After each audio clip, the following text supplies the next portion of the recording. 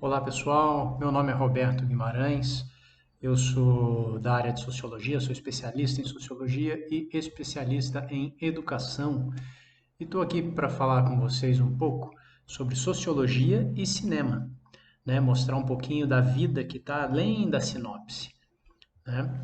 O que cinema tem a ver com Sociologia, né?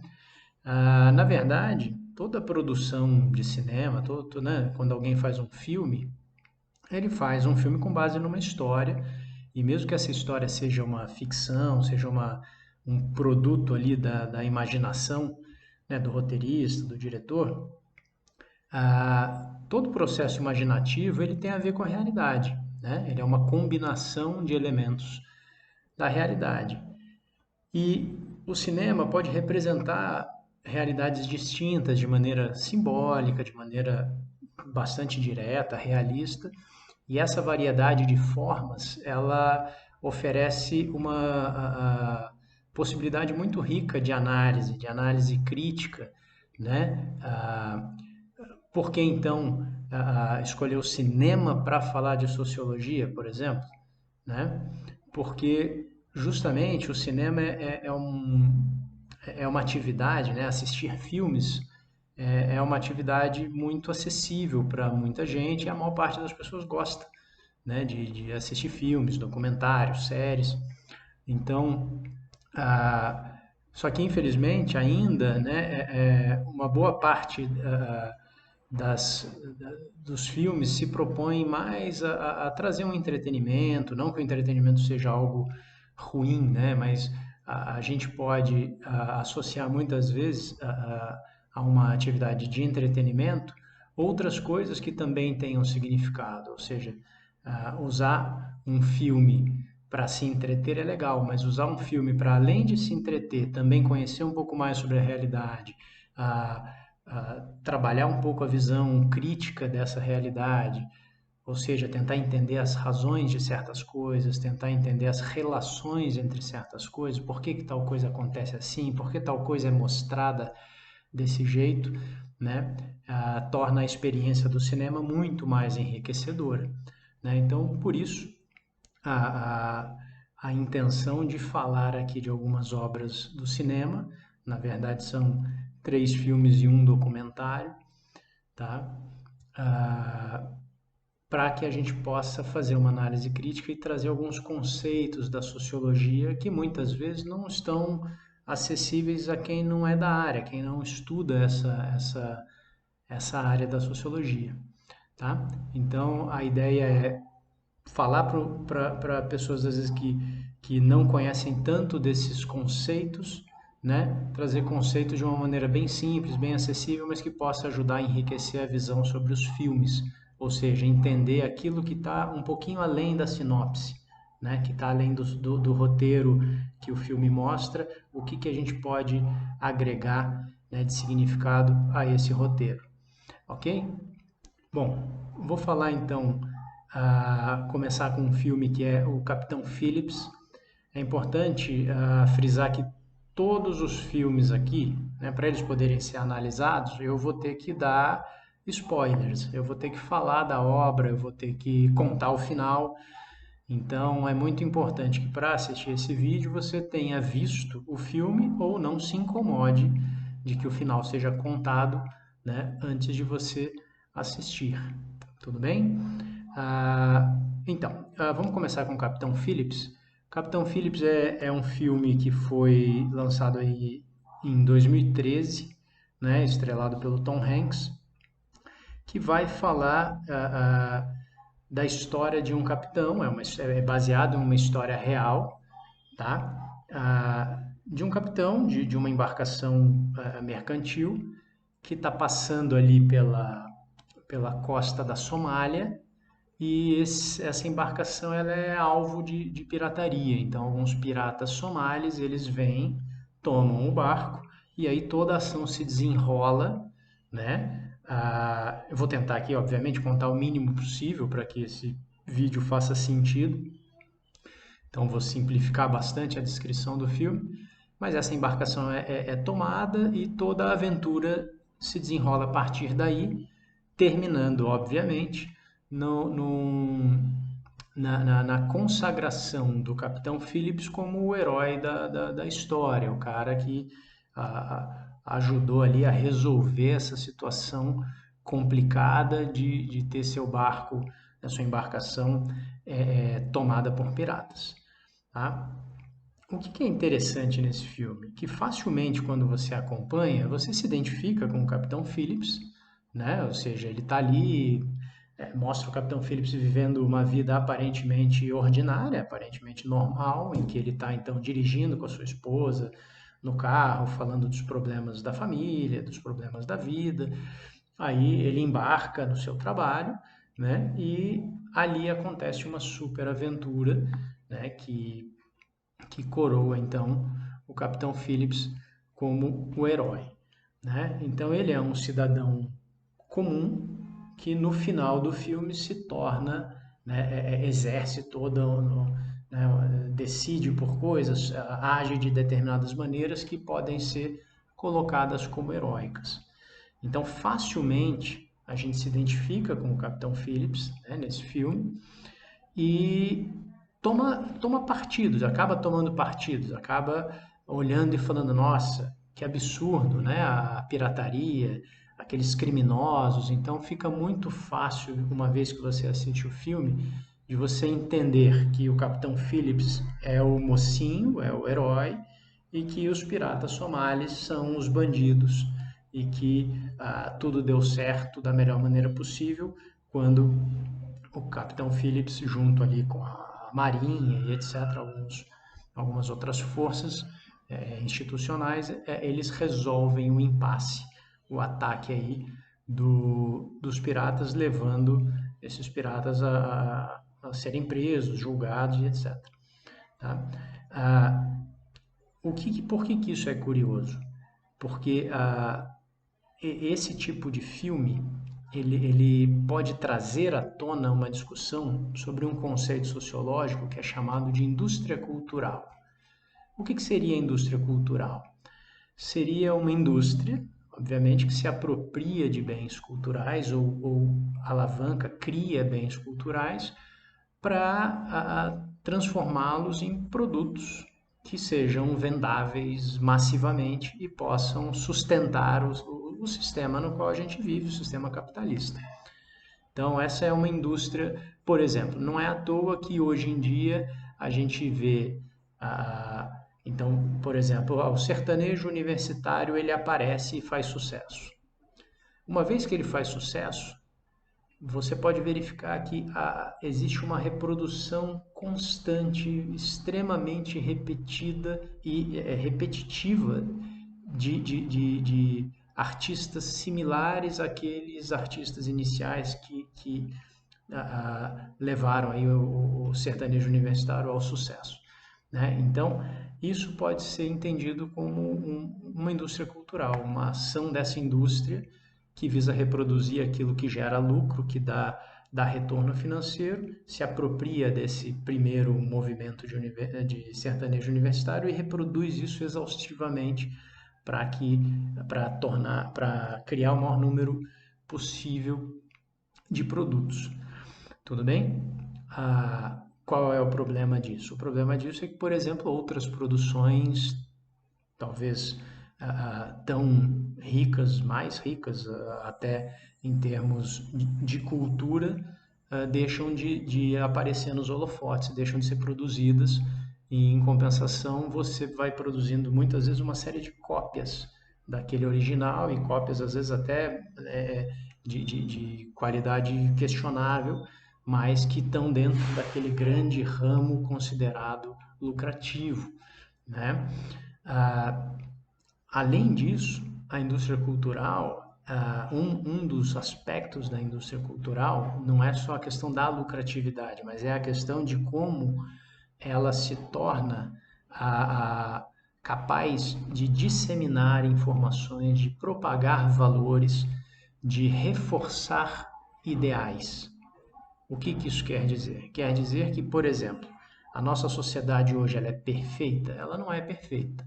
Né? Ela tem vários problemas. Um problema, por exemplo, que alguns teóricos da sociologia vão colocar é em relação ao formato do trabalho, que o trabalho pode ser alienante ao trabalhador, pode ser algo que não realiza, né, o trabalhador. A gente vê altos índices de burnout, de estresse no trabalho, e muitas vezes a gente não se pergunta por quê, né? Isso pode estar relacionado à própria possibilidade daquele indivíduo, daquele trabalhador se realizar naquela função, naquela atividade produtiva, né? Quando você tem, por exemplo, um trabalho industrial ali muito segmentado, né, em que cada um faz exatamente a mesma função todos os dias. Isso pode ser adequado para alguns, pode ser o trabalho dos sonhos para alguns, mas para uma grande parte pode ser um martírio, pode ser um sofrimento muito grande. Ah, Sendo assim, se o sistema dominante, por exemplo, esse sistema político e econômico que acontece, ele depende da força de trabalho, ou seja, depende que os trabalhadores sejam dóceis, que aceitem essas imposições de que o trabalho é só aquilo mesmo, mesmo que cause sofrimento para o indivíduo, por exemplo. Você pode ter nas produções culturais uma disseminação dessa ideologia de que o trabalho, ele, por exemplo, dignifica o homem, ou seja, uma série de mensagens que vão legitimando essa forma de trabalho, vão mostrando para o cidadão que esse é o formato de trabalho que tem que ser assim.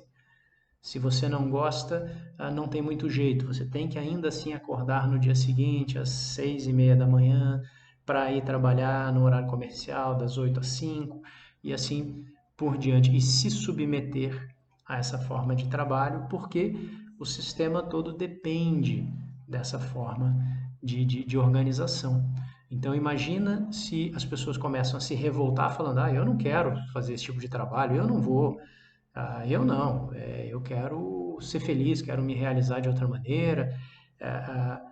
Você poderia ter um caos instalado, ou seja, esse sistema poderia se ver fragilizado por visões como essa. Então, a cultura ela serve muito para propagar, para impregnar ideologicamente, né? Então, e o filme Capitão Phillips é uma amostra disso. É uma amostra de uma produção que poderia ser qualificada como uma produção da indústria cultural. Isso quer dizer que quem produziu o filme, o diretor, o roteirista, eles fizeram isso de sacanagem para fazer mal para as pessoas ou para fazer uma lavagem cerebral nas pessoas? Não sabemos, talvez não.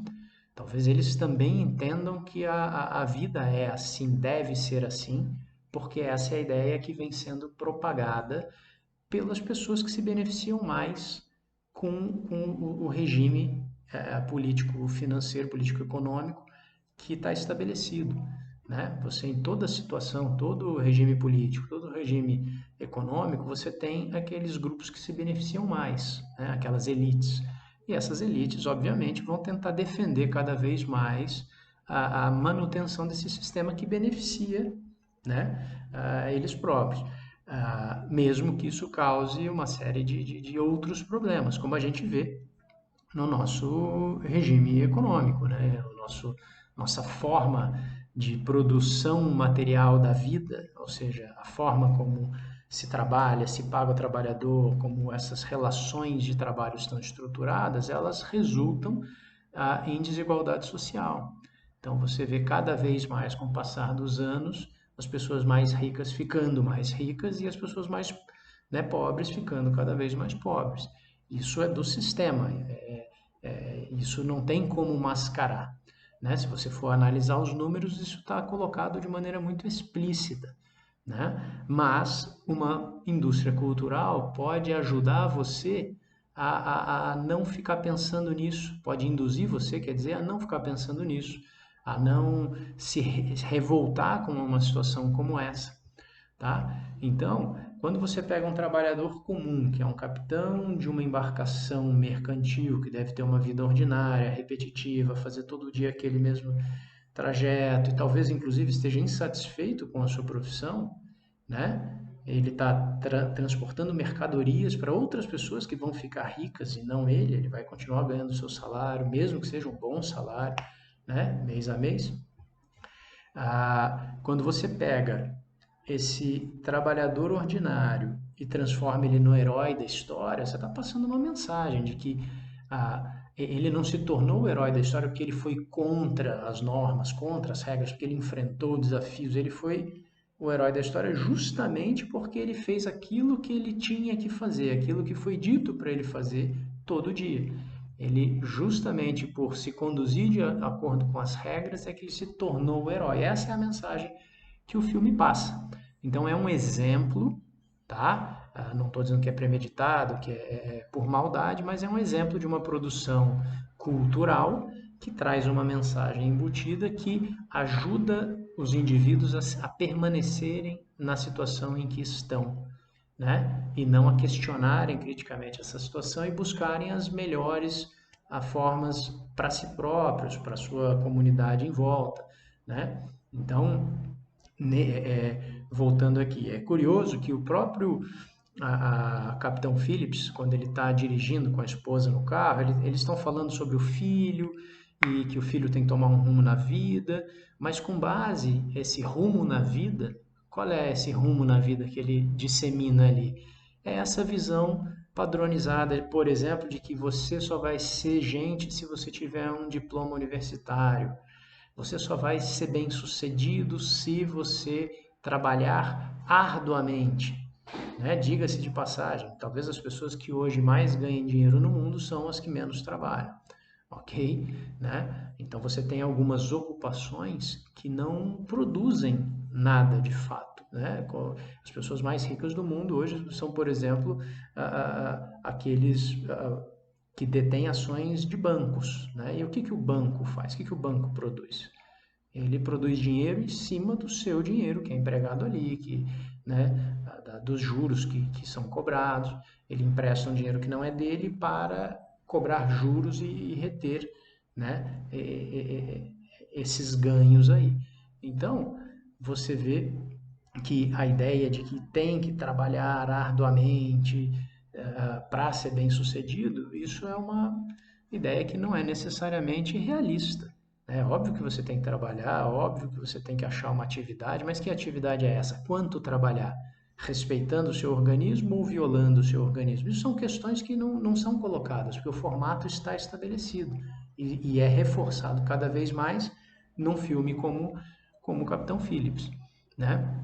Então, e outro aspecto curioso da indústria cultural, uma vez que ele reforça essa ideologia dominante, ou seja, que é o que? A circulação de mercadorias. O que o Capitão Phillips está fazendo? Ele tem uma embarcação que leva mercadorias. Esse é o coração do sistema capitalista. Se ele não puder circular mercadorias, se você não puder comprar o seu celular de marca, se você não puder trocar, né, o seu computador, mesmo que o anterior esteja funcionando, esse sistema entra em colapso, né? Então, a circulação de mercadorias é representativa, né, é um braço muito forte do sistema capitalista, tá? Do qual esse sistema depende, inclusive. Então, quando você vê alguns piratas somalis ameaçando essa embarcação, né, esses piratas estão ameaçando, estão colocando em risco esse sistema. Então, é muito natural que no filme, e veja, não estou defendendo aqui o crime, vamos colocar assim, a pirataria, que o cara tem que ser pirata ou pode ser livremente. Não estou dizendo isso, eu só estou dizendo que o filme coloca de uma maneira muito simplista que o Capitão Phillips, com sua embarcação cheia de mercadorias, é o herói, né? E os piratas somalis são os vilões. Simples assim. E aí a gente pode fazer um aprofundamento um pouco maior da história da Somália, da história, por exemplo, de diversos países africanos. Então, o que aconteceu historicamente de uma maneira muito reduzida, só para a gente ver como é questionável essa coisa simplista de falar esse é o vilão, esse é o mocinho, né? Quem determina os valores corretos é quem está no poder. Então, os valores que nós temos hoje são os valores de quem vem ganhando as últimas guerras, vem se impondo político e economicamente, né? Política e economicamente. Então, são os melhores valores? Nós não sabemos, nós nascemos nesse conjunto de valores e os tomamos como naturais, mas não quer dizer que eles sejam os melhores. Então, vamos avaliar a questão da Somália e de alguns países africanos. Você tem um movimento, né, séculos atrás, muito forte, que foi chamado de imperialismo, ou seja, países, principalmente ali né, do Ocidente, né, ali da parte da Europa, ocidental da Europa, começam a colonizar diversos países ao longo do mundo, em outros continentes. O Brasil foi um desses casos, foi colônia portuguesa. Né? Então a África foi toda dividida entre esses países e qual é a consequência disso? Né? Uma vez colonizado, ou mesmo tem outros regimes que não são de colonização, alguns países ofereceram maior resistência a essa colonização e se colocaram sob outros regimes em relação a esses países europeus, como o protetorado, por exemplo. Uma outra forma de relação, né, dessa matriz com esse outro país que está sendo dominado. Então, assim, a colonização, para que era uma colônia para a matriz? O país que era dono ali dessa colônia, vamos dizer assim, ele usava a colônia para exploração comercial. Então, tirava tudo que podia ali, sugava ali, né, tudo que aquela colônia tinha de riquezas e não estava muito preocupada com o desenvolvimento daquela nação, né, daquele país. Ah, em alguns países da África, por exemplo, essa exploração foi né, muito grande, deixando esses países em estados muito de subdesenvolvimento. E o problema é que essa divisão que foi feita por esses países dominadores ali, né, esses colonizadores, é que essa divisão ela não respeitava a divisão política que existia na época. Então, por exemplo, ah, alguns países, a Inglaterra foi lá e tomou uma região para ela ali. E nessa região, ela, sob a mesma bandeira da Inglaterra, por exemplo, ela juntou algumas tribos, algumas etnias distintas e que muitas vezes eram dissidentes, eram inimigas. Então, quando esses países colonizados eles lutam por sua independência, e isso veio acontecendo, principalmente nesse século passado, né? Você tem vários casos, né? Quer dizer, nesse século passado, nós tivemos independências já de séculos para trás, né? Mas muitos desses países africanos, você teve uma independência muito recente. Uma vez que então, por exemplo, eles conseguiram a independência da Inglaterra, o poder inglês tem que se retirar. Como é que fica o estabelecimento desse novo país? Ou seja, quem assume o poder? E aí você começa a ter uma disputa por poder, você começa a ter uma série de brigas políticas e muitos desses países se viram afundados, vamos dizer assim, em guerras civis, que pioraram ainda a situação econômica, a situação, né, desses países, tá? Então, ou seja, se você tem em alguns países estados de necessidade muito grandes que levam muitas vezes populações a cometer todo tipo de violações em busca de manter, né, a sua sobrevivência, em busca de sobreviver, você tem origem disso na exploração que foi feita. Você tem uma relação direta com essa exploração, ou seja, enquanto os países que hoje são desenvolvidos se desenvolveram às custas de suas colônias, as suas colônias ficaram extremamente dependentes, extremamente vulneráveis e subdesenvolvidas. Então, nesse caso, como quem é vilão, quem não é? Ou seja, um grupo de pessoas invade um outro país ou um outro continente e toma para si um pedaço de terra à força e vai embora deixando o caos instalado, né, nesses lugares. Então,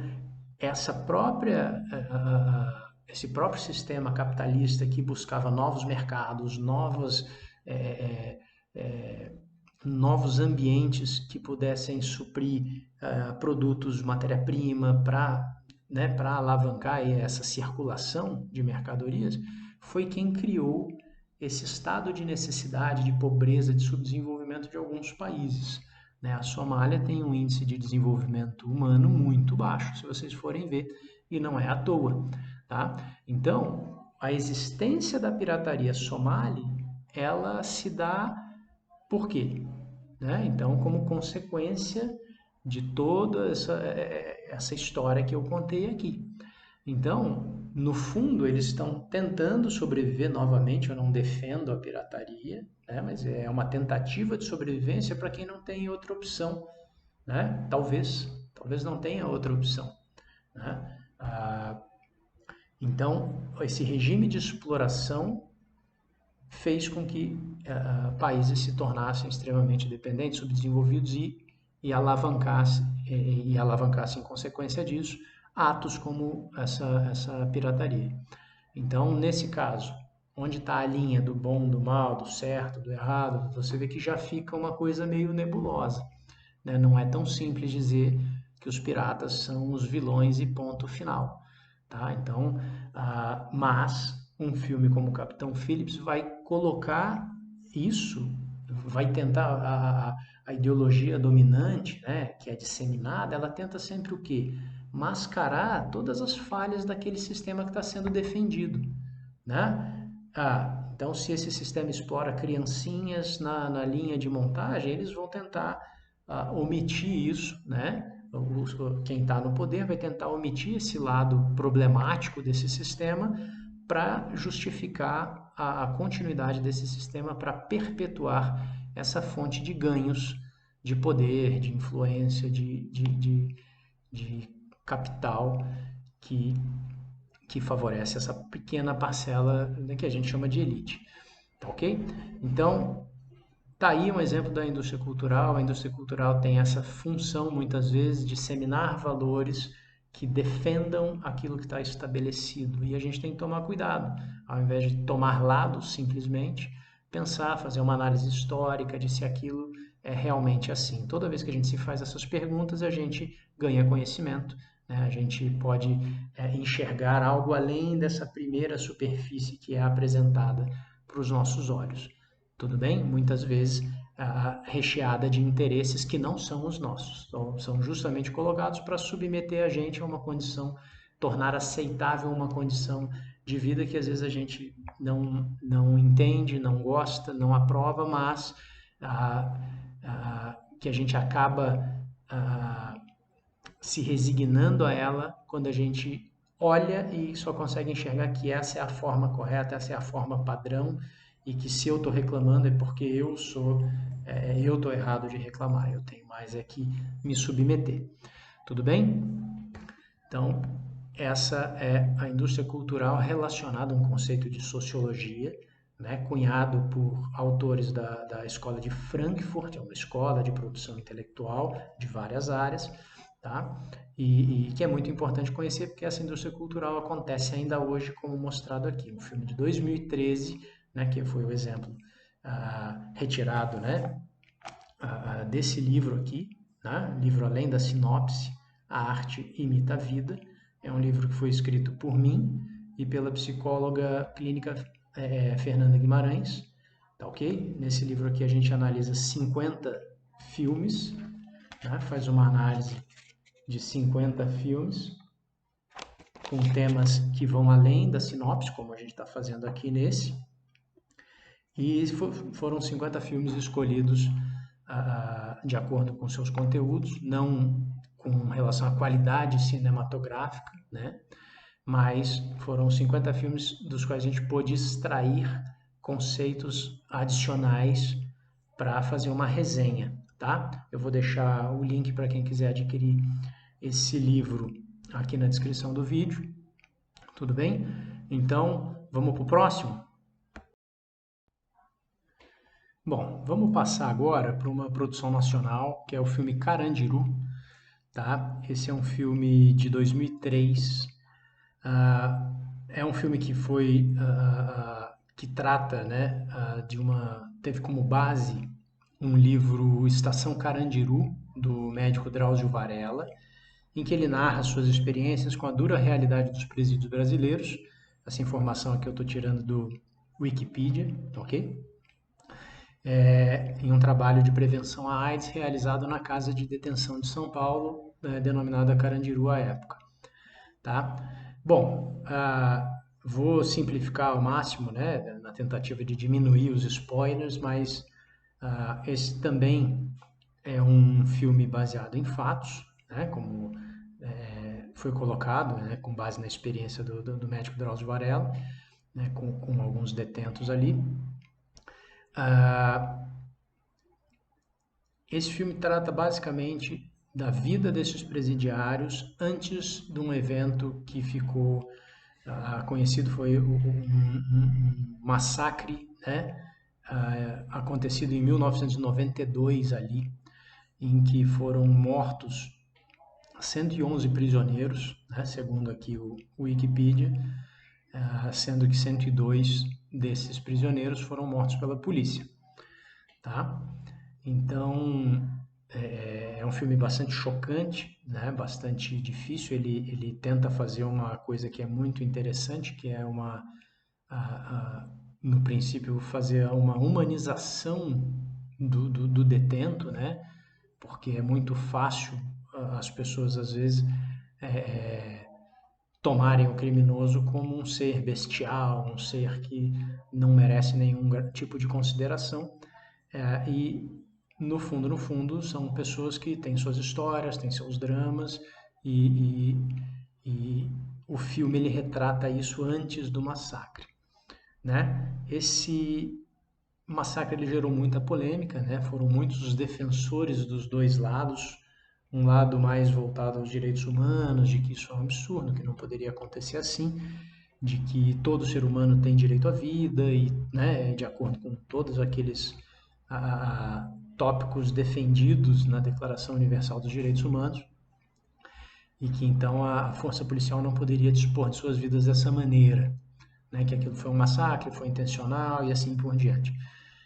Um outro lado defende a ação da polícia, de que, poxa, os bandidos, vamos colocar assim, né, como se fosse uma pessoa que defende essa posição falando, né? Então os bandidos têm que ser contidos a todo custo, que a vida do policial não pode ser posta em risco, que eles que começaram ali uma revolta, uma rebelião, então que a polícia fez o que foi necessário e que nesses casos o que vale é a segurança das pessoas de bem, tá? Então, de novo, discurso colocado como se fosse uma pessoa que defende essa posição. Eu não estou aqui para defender posição, tá? Eu não vou defender o lado dos policiais, o lado dos direitos humanos, eu não vou nem entrar nesse debate porque ele é polêmico e foge um pouco do propósito aqui dessa resenha aqui, né? Baseada no livro Além da Sinopse, como eu falei agora há pouco.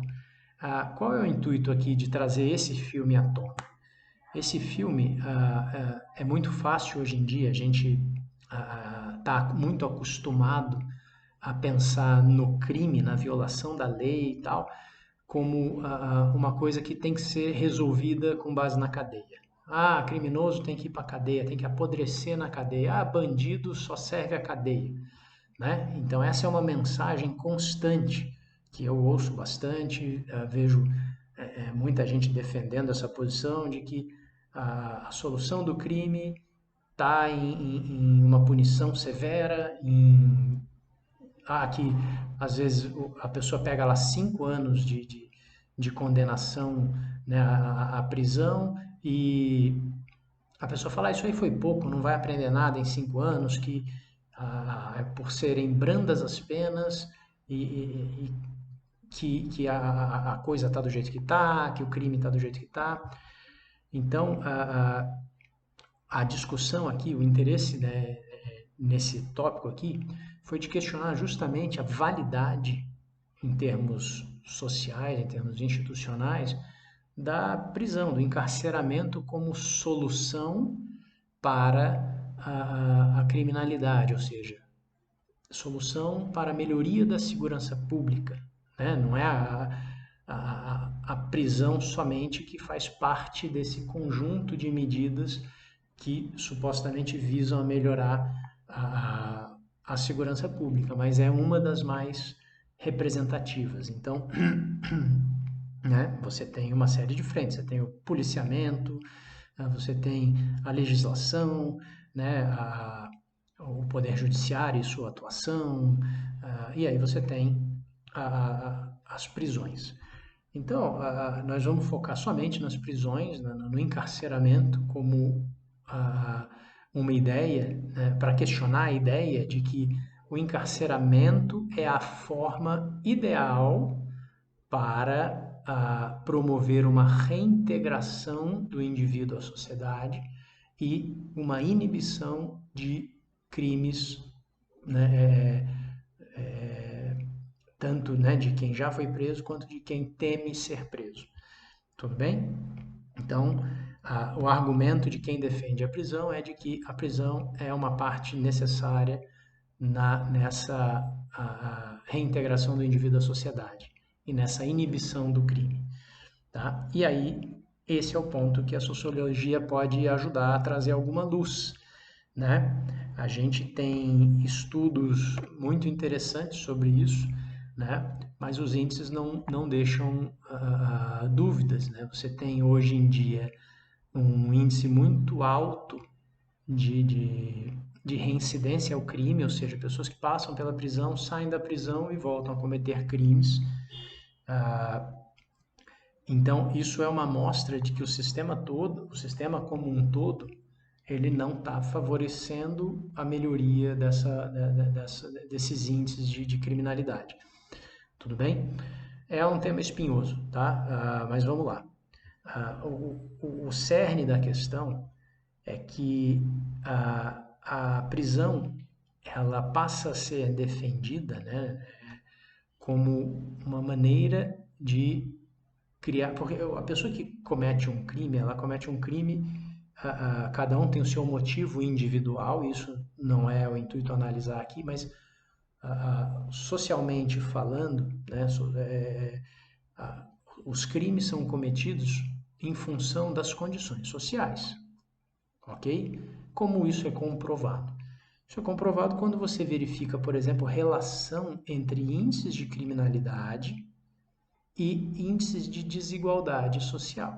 Então, lugares, sociedades, cidades, estados, etc. Lugares que possuem uma desigualdade social menor tendem a possuir menores índices de criminalidade. Ok? Então, uma coisa está diretamente relacionada com a outra. Mais desigualdade social, mais criminalidade. Isso significa o quê? Né? Que a cadeia ou qualquer medida punitiva não pode resolver sozinha o problema da criminalidade se outros fatores sociais são estimulantes dessa criminalidade. E aí volta a essa relação, desigualdade social com criminalidade. Então, você pode tomar as medidas que for num sistema em que há muita desigualdade social, você vai continuar tendo criminalidade, né? Então tá aí o poder da sociologia em ajudar a pensar a situação do Carandiru, por exemplo, ou seja, questionar se eventos como esse precisariam ter acontecido, ou seja, se realmente as medidas que são adotadas são aquelas que são adequadas, né? Então, volto a dizer, ouço com frequência que bandido tem que ser preso, que bandido tem que apodrecer na cadeia e assim por diante. Então, é uma coisa ilógica, tá? Você afastar da sociedade aquele indivíduo que você pretende que seja reintegrado a essa sociedade, tá? Então, vamos do começo. Se a criminalidade está diretamente ligada à desigualdade social, isso significa de alguma maneira que o indivíduo, ele socialmente falando, não estou falando da causa particular de cada um ficou sem emprego, o outro está passando fome, o outro quer se mostrar para a namorada, não importa, tá? A causa particular importa, vamos pensar em movimento social, uma coisa, né, mais ampla.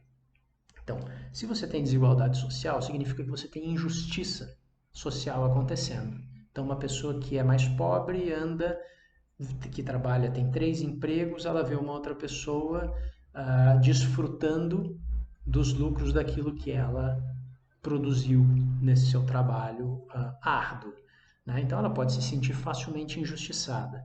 Se ela não tem acesso aos bens públicos, aos serviços públicos, né? Se ela vai entrar num shopping e sofre preconceito, um shopping center, ela vai passear, ela sofre preconceito e é expulsa pelo segurança. Se a polícia agride a pessoa só porque ela está ali se divertindo dentro das condições que ela possui, né? E ela não possui muitas rendas e possibilidades, então, de se entreter, aí a polícia já trata mal, né? Certamente uma pessoa de terno e gravata vai tender a ser mais bem tratada pelas outras do que uma pessoa ali vestida de uma maneira mais simples, né? Com roupas mais simples, que demonstram menor poder aquisitivo. Isso é fato, existe né? Existem índices que podem embasar isso que eu estou falando, tá? Então, esse indivíduo, ele se sente parte dessa sociedade. É muito mais difícil que ele se sinta parte da sociedade, se sinta beneficiado por essa sociedade, certo? Ou seja, se ele procura apoio nas instituições, na polícia, na saúde, né? Ele não encontra respaldo, ele está sempre tendo que dar jeitos por si próprio, fica cada vez mais fácil desse indivíduo atacar essa mesma sociedade. Quando a gente se sente parte de algo e quer preservar esse algo, porque a gente se sente empoderado ali, se sente mais potente ali dentro, é muito mais fácil que a gente se adeque às regras que tornam esse funcionamento desse grupo bom para mim, bom para o outro, bom para aquele. Agora, quando essa convivência, essa sociedade, essas instituições que sustentam a sociedade não favorecem o indivíduo em nada, ele está tendo 3 trabalhos, não tem perspectiva de nada, sofre preconceito, ele não tem suporte das instituições públicas, o que impediria ele, então, né, de se sentir injustiçado? Como não se sentir injustiçado? Como não se sentir motivado a atacar essa mesma sociedade que tanto ataca ele, porque não lhe dá suporte? Tudo bem? Então, talvez essa seja uma forma de esmiuçar esse resultado de que maior desigualdade social, maior índice de criminalidade. Tá? Então, esse indivíduo, enquanto essa sociedade continuar agindo assim de maneira injusta, de maneira se impondo sobre ele, exigindo dele mais do que dando algum suporte, mais do que dando pertencimento, esse indivíduo estará sendo constantemente estimulado a violar regras. Tudo bem? Isso é um ponto de vista, né? Nós temos, por exemplo, os crimes de colarinho branco, aí nós temos outras motivações, vamos falar somente dessas, tá? Porque é quem, na verdade, vai para a prisão comum, como a gente viu no caso do Carandiru, tá ok? Então, esse indivíduo, ele está sujeito a dinâmicas sociais que estão favorecendo a sua revolta contra a sociedade na qual ele está. Essa sociedade o ataca, ele facilmente vai atacar de volta. Colocá-lo na prisão é uma medida que faz o quê? O que essa medida faz? Se ele tem ainda alguns laços nessa sociedade, laços de amizade, laços de trabalho, o que quer que seja, né? Que ainda façam com que ele tenha vontade de pertencer a essa sociedade e, em algum grau, respeitar essas regras que regem essa sociedade, né? Quando ele é isolado, né? Quando ele é encarcerado, imagina um indivíduo que passaria 10 anos encarcerado. A sociedade andou 10 anos e a vida dele praticamente parou. O encarceramento, como ele é feito, ele é de uma estupidez inacreditável, né? Ele não tem nenhuma justificativa conforme os discursos que sustentam essa estrutura, que é de que vai reintegrar o indivíduo e etc.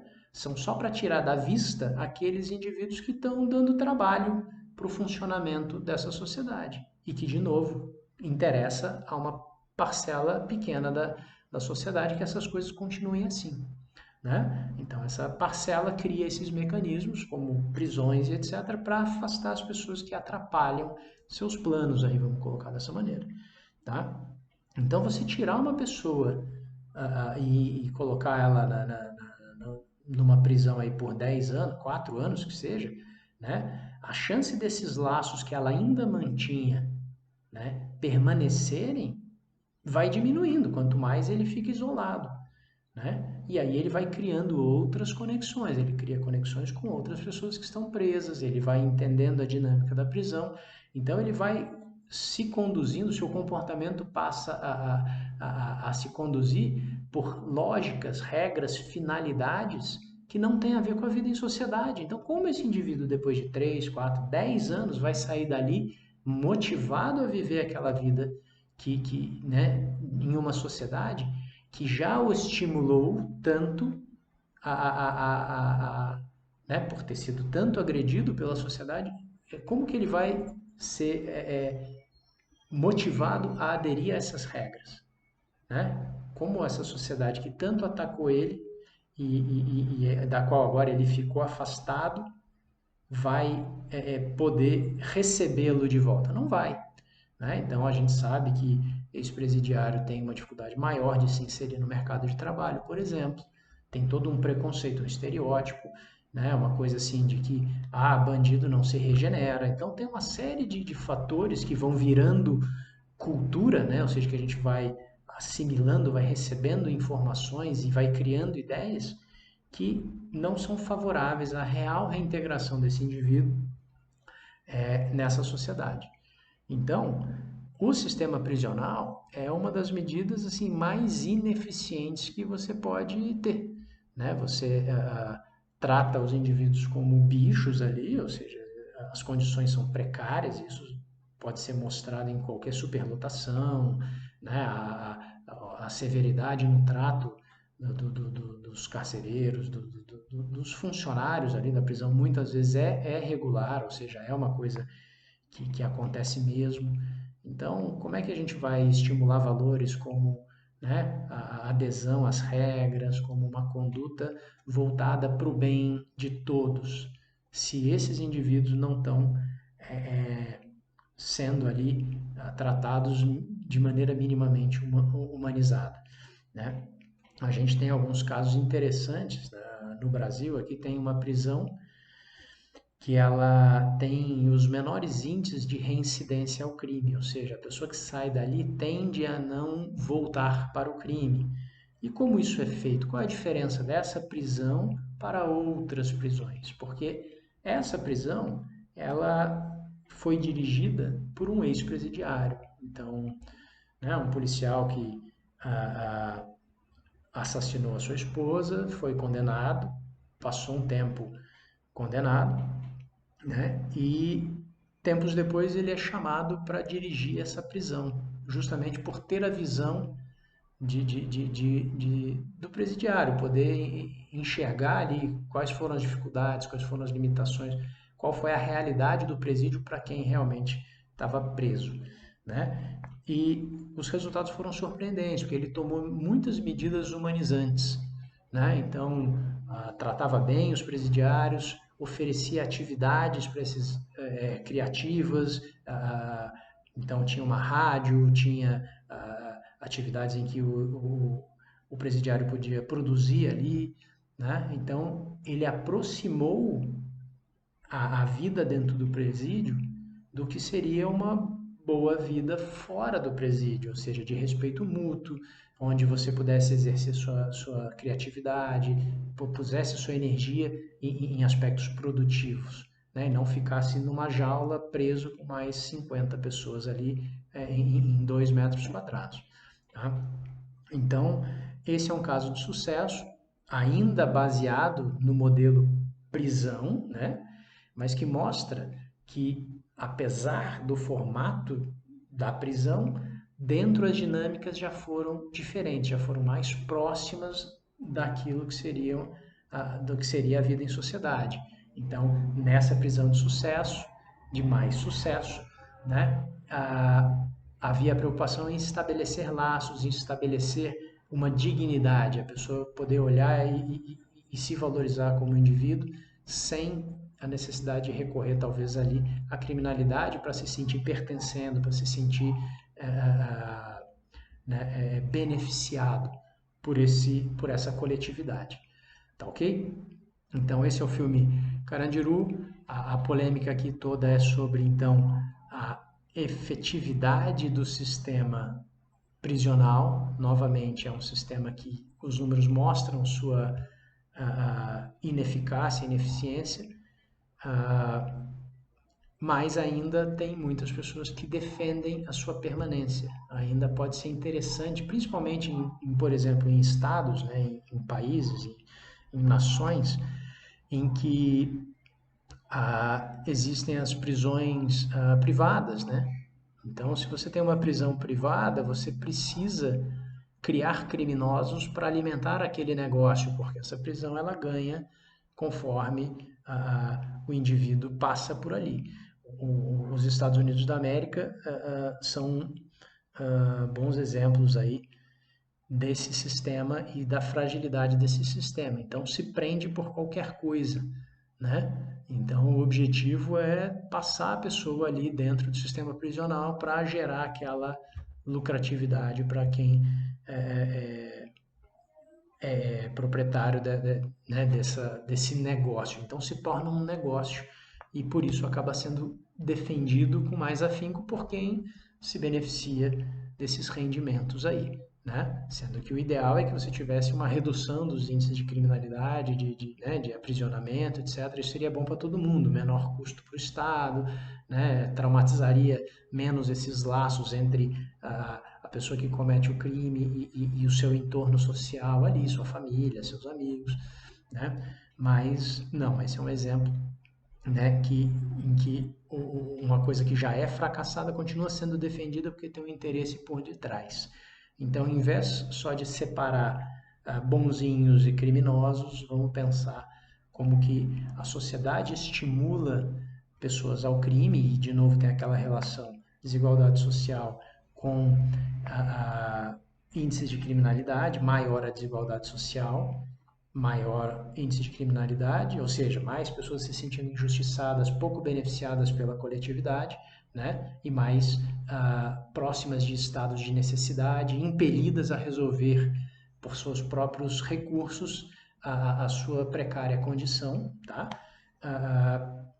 Então tem essa relação forte, né? E só retomando aqui, perdi um pouco aqui, mas essa relação deixa comprovado que o sistema prisional que divide entre bonzinhos e criminosos, maldosos, que tem que apodrecer na cadeia, etc., é uma lógica infundada, ineficaz, e isso já é sabido de muito tempo, não é uma coisa que se estuda de agora. E a sociologia ajuda a trazer uma luz, porque talvez se a gente enquanto a gente continuar defendendo um sistema fracassado, a gente não tem condições de mudar, melhorar, aprimorar, né? Vamos tomar como exemplo aí esse presídio em que o trato era diferente, em que a pessoa se colocou no lugar da outra para poder dirigir as dinâmicas do presídio, era um ex-presidiário comandando um presídio e o resultado foi imediato.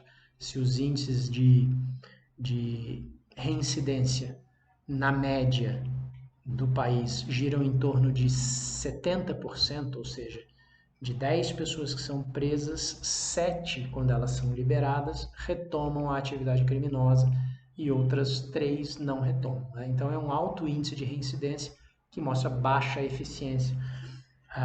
Nesse presídio que eu dei de exemplo, né, em que algumas dinâmicas sociais eram diferentes ali dentro, os índices não chegavam a 10% de reincidência.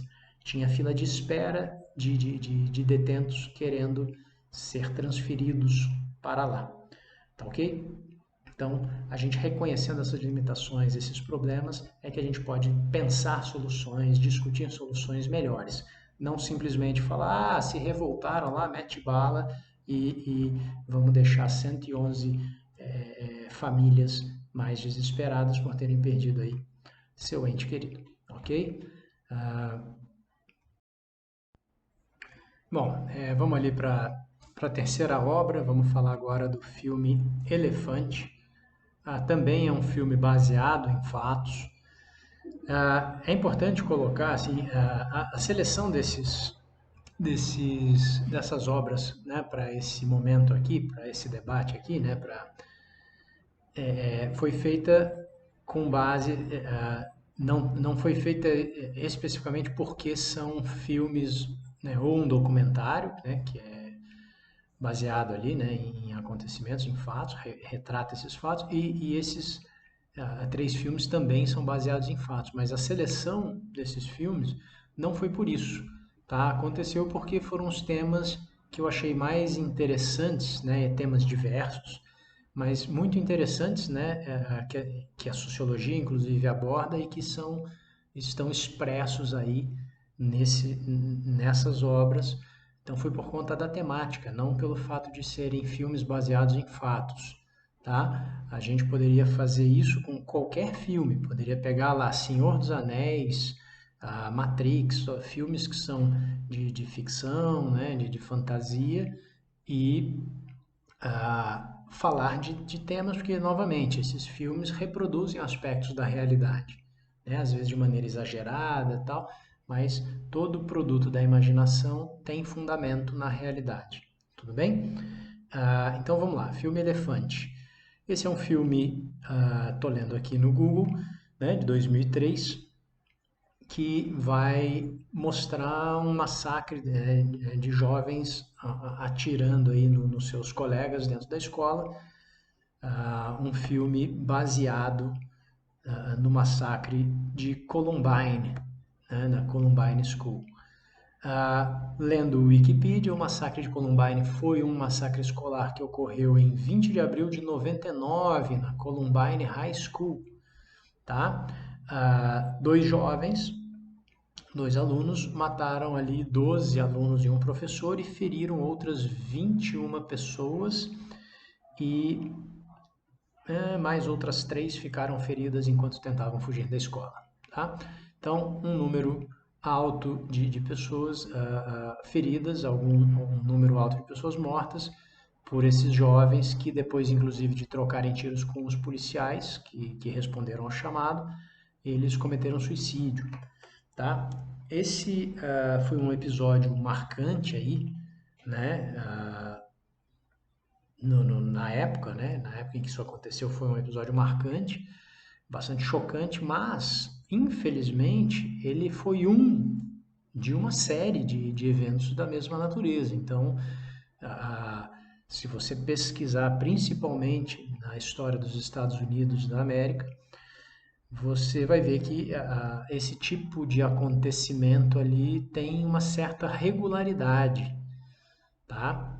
E aí é que isso chama atenção. Se tem regularidade numa sociedade determinada, ou seja, não acontece da mesma maneira em todas as sociedades, mas tem uma regularidade naquela sociedade, não é um evento esporádico, isso pode ser um objeto de estudo da sociologia.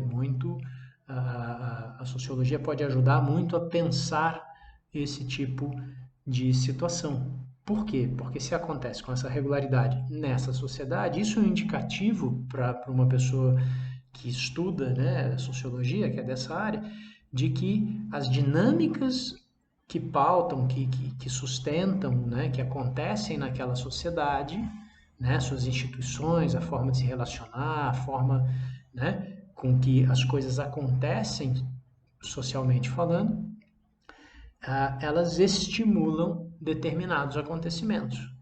Né? É lógico que aquele indivíduo foi ele que pegou a arma e atirou nos colegas, sem dúvida. Mas ele fez isso, dali a um período outro fez isso, dali a um período outro fez isso. Alguém tem que olhar para esse conjunto de acontecimentos e falar: opa, tem uma regularidade, tem que ter uma causa comum, socialmente estabelecida. né? Cada um tem seus dramas particulares, mas isso não é justificativa. Todo mundo vive em sociedade, se relaciona com as pessoas, sofre determinadas pressões, pressão do pai, rejeição, né, dos colegas de escola, determinadas coisas acontecem no trabalho. Então, todo mundo que vive em sociedade sofre de dinâmicas similares, porque aquela sociedade se pauta em mesmas regulamentações, né, a mesmos valores. Você tem um conjunto de coisas que são colocadas coletivamente. Ou seja, eu faço uma ideia de quem eu sou. Essa ideia de quem eu sou tem a ver só comigo? Não, tem a ver com como as pessoas me enxergam. E como elas me enxergam? Elas me enxergam através de determinados prismas, né? Então, se uma sociedade valoriza o dinheiro, tá? Como a nossa, ser bem-sucedido, eu só vou poder me sentir bem-sucedido se as pessoas me entenderem como bem-sucedido. E para eu ser bem-sucedido nessa sociedade, eu vou depender do dinheiro. Eu ganho muito dinheiro, eu sou bem-sucedido. Eu não ganho muito dinheiro, eu não vou ser visto como bem-sucedido. Tá? Então, essa é uma visão bastante simplista que eu estou colocando aqui, mas para tentar traduzir um pouco disso que eu quero colocar, de que massacres como esse, né, sendo recorrentes em determinada sociedade, têm causas sociais. E por que é importante falar isso? Porque esses ataques em escola, né, de alunos atirando em colegas, de alunos, isso foi visto muito no início, assim, como uma coisa que era reflexo de uma dinâmica escolar, ou seja, de um bullying. Então, aquele indivíduo sofria bullying. O que é o bullying? São agressões físicas e morais, físicas ou morais, repetidas, em que quem ataca está numa condição de maior poder. Ou seja, eu posso atacar o outro que ele é mais fraco do que eu, porque ele não vai revidar né, comigo, porque eu consigo me impor. E aí eu o ataco repetidas vezes. Isso é o bullying. Né? Não é uma agressão qualquer, é uma agressão sistemática, repetida e sempre voltada para figuras que não podem retalhar, não podem se defender, né, aparentemente. Tá? Não tem poder para isso. Então, esse fenômeno bullying, ele foi limitado, o olhar das pessoas limitou esse fenômeno ao ambiente escolar. Por que será que isso acontece na escola? Né? O que tem na escola que possibilita a reprodução desse tipo de violência? Tá? E tudo bem, é um questionamento muito válido, muito importante de fazer, porque todo questionamento que se propõe a crítico vai possibilitar o esclarecimento de determinadas variáveis que, uma vez modificadas, podem trazer um novo resultado, podem trazer uma melhoria, podem, né, mudar o rumo das coisas. Mas limitar a visão do bullying que gerou esse tipo de massacre, né, somente um ambiente escolar é também, de certa forma, simplificar o problema. Tá? O que a gente tem que pensar quando a gente olha socialmente? A gente pensa que a instituição escola é o primeiro ambiente de socialização mais ampla do jovem, da criança ali, que primeiro interage com os pais, com os familiares, com os amigos ali da rua, e depois ele vai para uma instituição, que é a escola. Ali ele começa a ter uma abertura muito significativa da sua socialização, né? E essa socialização entre os jovens, ela acontece com base em quê? Né? Com base nas dinâmicas que a própria sociedade tem fora da escola. Então, o jovem aprende a tratar a mãe da maneira como o pai trata. Não é que ele vai fazer igual, mas ele tem aquilo como modelo, né? Ele vai ter a própria forma de tratar as outras pessoas, talvez dependa de como os pais o tratam e assim por diante. Então, ele vai ter, em todas as suas interações sociais, fora da escola também, uma série de modelos, ele vai assimilar uma série de formas de fazer, como se comportar, o que é adequado, o que não é adequado. Isso tudo ele vai aprender. Quando ele chega na escola, ele já tem uma bagagem muito grande, né? Então não é na escola que ele aprende tudo. Ele vem como uma página em branco e ali ele aprende a socialização. Ele já socializa, já tem uma série de valores que são cobrados dele, que são demonstrados, explicitados para ele, né? E quando ele chega na escola, então ele já é um indivíduo que tem um grau de formação que não pode ser ignorado, tá? Então ele já traz de outros ambientes para a escola alguma coisa, ele já traz condutas, valores, comportamentos, expectativas. Na escola, essa interação se multiplica e aí você tem, né, às vezes, um caldeirão que muitas vezes reproduz todas essas dinâmicas que socialmente a, a, a, são recorrentes, né? Então, o que que a gente pode pensar? Vamos focar nos Estados Unidos, né, da América.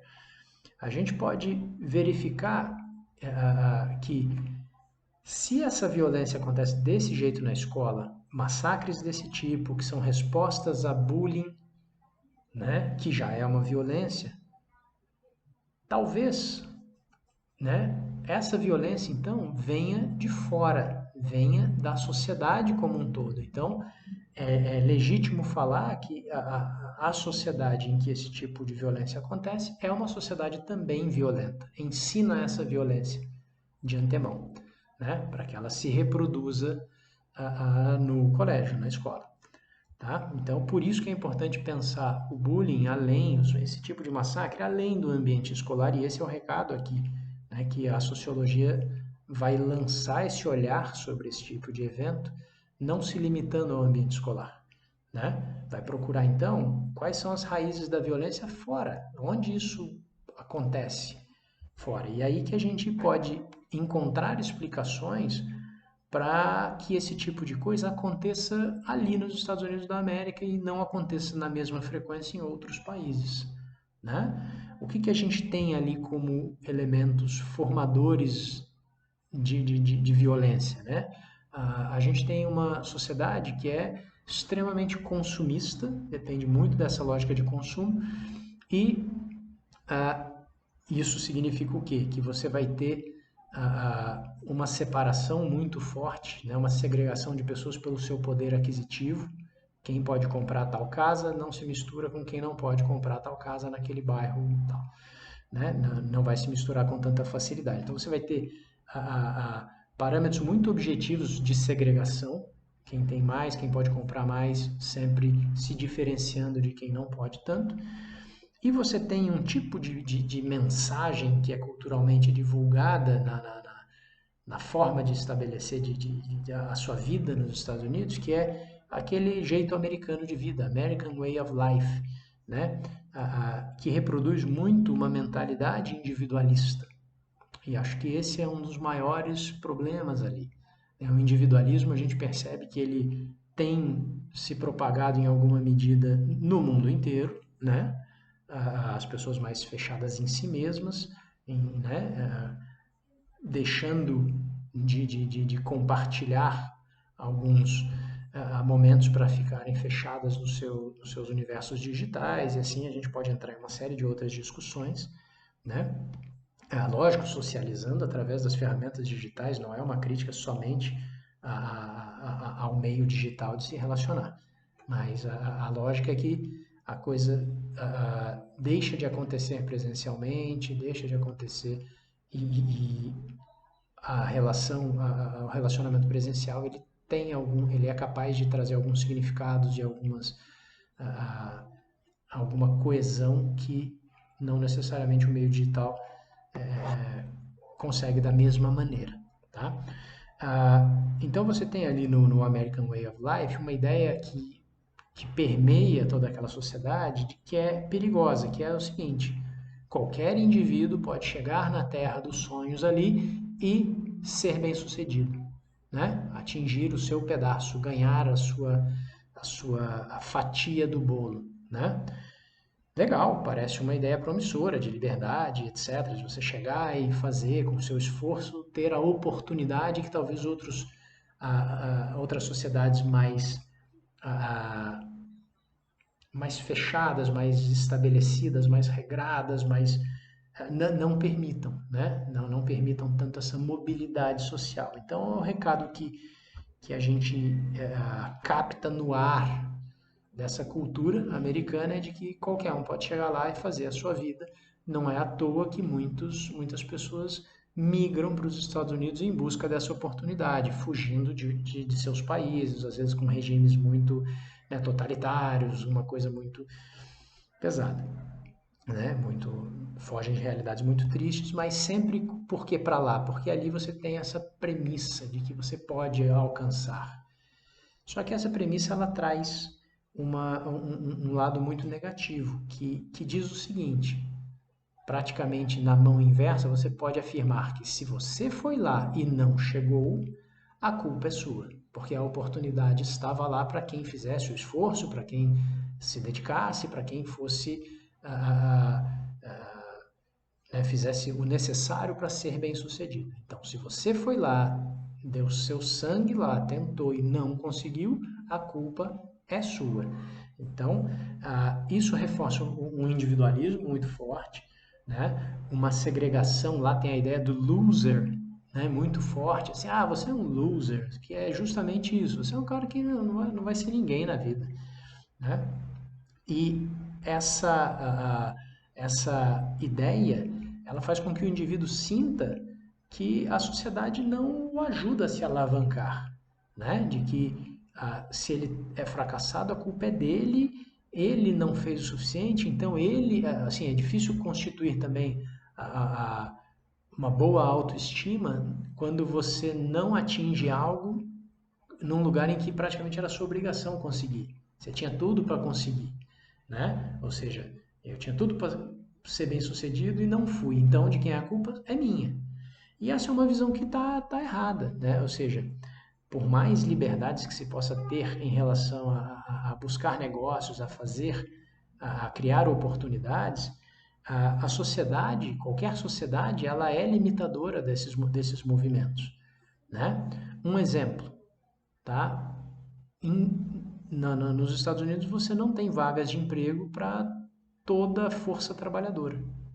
Isso significa o quê? Que não interessa quanto você faça, né? Talvez você esteja naquela massa de pessoas que não vai conseguir se integrar ao mercado. Isso é culpa de quem? Isso é culpa do indivíduo? Não é. Se tivesse vaga para todo mundo e ele não conseguisse uma vaga, você poderia dizer: mas as pessoas não o acham competente, não, ele não fez o necessário. Mas quando você não tem vaga para todo mundo, seria um absurdo você dizer que a culpa é só do indivíduo, ou seja, o sistema não o comporta, aquela sociedade não comporta toda a mão de obra que tem disponível. Então, assim são todas as coisas, assim são todas as frentes da vida. Você não faz aquilo que quer, você tem condições limites. Depende de onde você nasceu, quanto dinheiro você tem inicialmente, você vai poder se deslocar mais ou menos entre as camadas sociais. Então, talvez esse sucesso, essa coisa, só realmente aconteça nos parâmetros que eles têm lá de sucesso, né, para uma parcela muito pequenininha da população. Então, você tem um grande número de pessoas que se sente fracassada, derrotada e que vai ser vista, né? Esse grande número de pessoas vai ser visto pelas outras pessoas como derrotado, vai ser ridicularizado, vai ser. Então, essa dinâmica toda, ela favorece um individualismo, uma vez que a sociedade não está pautada em premissas de ajuda mútua, de reciprocidade, é cada um buscando o seu, porque só cabe a você atingir o seu sucesso. Ok? Isso é uma ideia muito simplificada, muito resumida, mas só para entender como uma ideia dessa pode realmente trazer prejuízos, né, na convivência, na formação da ideia de coletivo, na valorização do seu vizinho, do bairro, né, do bom convívio, né? Então, você, na verdade, numa sociedade assim, você vai olhar para o lado e falar: opa, esse cara que está do meu lado é um risco, ele pode tomar o meu emprego, né? Ele pode querer parecer mais eficiente do que eu e tomar o meu emprego. Então, o vizinho ele se torna uma ameaça. Então, esse individualismo, que se mostra de várias formas, ele é alimentado por diversas dinâmicas. Aqui eu coloquei apenas uma, só para mostrar como isso é forte nos Estados Unidos da América. Isso não acontece aqui, não acontece em outros países, claro que acontece, tá? Mas lá é muito forte essa mensagem e talvez isso esteja diretamente relacionado com um alto número de massacres, ou seja, pessoas que se desprendem tanto da, da, da sociedade, são tão maltratadas pela sociedade já no seu início de vida social aí, que é o colégio, né? Massacradas ao ponto de sentirem que não tem outra possibilidade se não gritar, se não atirar, se não, né, aparecer de uma maneira violenta como essa, que não se justifica, né? A ideia aqui não é justificar nada, dizer não, coitadinho do rapaz, né? Ele não podia ser preso, ele não é nada disso, né? É só entender que também não vale de nada simplesmente olhar e falar, nossa, que pessoa maluca é essa que pega uma metralhadora e sai atirando em todo mundo. Tem um porquê. Toda ação nós podemos encontrar uma causa, uma motivação, um impulso que originou ali, tá? Ou que favoreceu ali.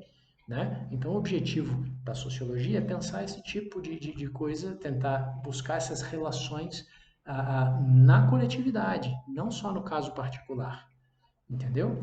Então, a, o bullying, o recado aqui é, o bullying ele não pode ser visto por conta dessas coisas que eu coloquei, de que a violência não está somente no ambiente escolar, o indivíduo quando chega no ambiente escolar ele já é formado numa outra sociedade, em outras instituições, família, né, amigos e etc., né?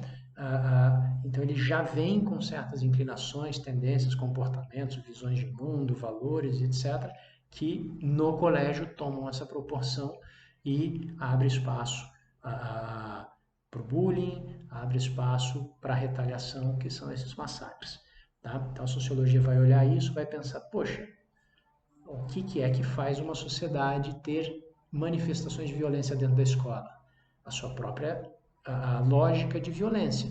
Né? Então, o que é a violência? A violência é quando, por exemplo, o patrão se impõe sobre o funcionário porque ele está numa posição mais bem sucedida, de maior poder. Ele pode mandar, então ele exige, ele trata mal, e isso é um exemplo de violência que vai se acumulando no indivíduo. Né? O sentimento de revolta, de injustiça, de indignação. Né? Como que você pode ficar bem ali naquela instituição se você é maltratado? Então, se a gente pensar as relações comerciais, por exemplo, elas são frequentemente colocadas de maneira violenta. Eu estou pagando aqui, você não é ninguém, você é só o atendente. Né? Eu sou o cliente, estou pagando, você tem que fazer o que eu estou falando. Isso é uma relação violenta. Entendeu? Então, as relações comerciais abrem muito espaço para que o poder aquisitivo diga quem é que pode mandar, quem é que pode se colocar sobre o outro. E isso encadeia. Alguém faz isso comigo, eu vou ficar pé da vida, vou repassar isso para alguém de menor poder. Então essa lógica ela existe na sociedade, fortemente na sociedade norte-americana, né, nos Estados Unidos da América, e aparece consequentemente no ambiente escolar. Tudo bem? Se esse tipo de massacre é recorrente lá, tem razões particulares para isso, que não cabe aqui ficar esmiuçando, mas o importante desse vídeo é colocar esse recado. Tá? Bullying, massacre desse tipo, não está restrito ao ambiente escolar. Né? Por exemplo, lá tem casos de funcionários que um dia vão para o trabalho e atiram nos colegas de trabalho. Isso acontece também. Esse tipo de massacre não foi tão noticiado quanto os de colégio, choca mais você pensar em jovens ainda. Né? A gente tem a ideia dos jovens mais puros, uma coisa, né, com menos maldade, pegando uma metralhadora e atirando abertamente nos colegas. Isso é mais chocante do que um indivíduo que está no seu trabalho, já adulto, que abre fogo nos seus colegas de trabalho. Então, a gente recebe mais notícias desse tipo de massacre na escola, mas isso não significa que não aconteçam outras demonstrações de violência como essa que foi exemplificada aqui. Tá ok?